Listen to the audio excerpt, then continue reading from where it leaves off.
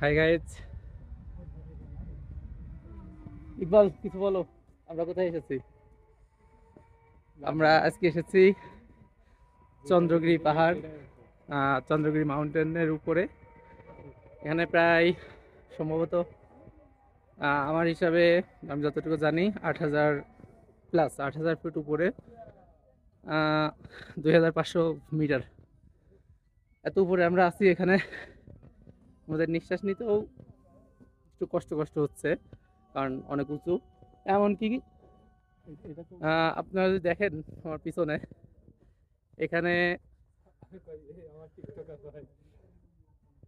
যে এই ডোমেস্টিক বিমানগুলো আছে না, ডোমেস্টিক বিমানগুলো আমাদের নিচ দিয়ে যাচ্ছে।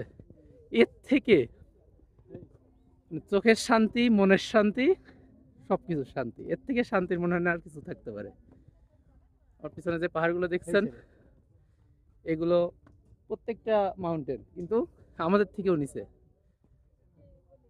হ্যাঁ, এগুলো সবগুলো 1500-1600 মিটার হবে। কিন্তু আমরা এখন এখানে যেখানে আছি,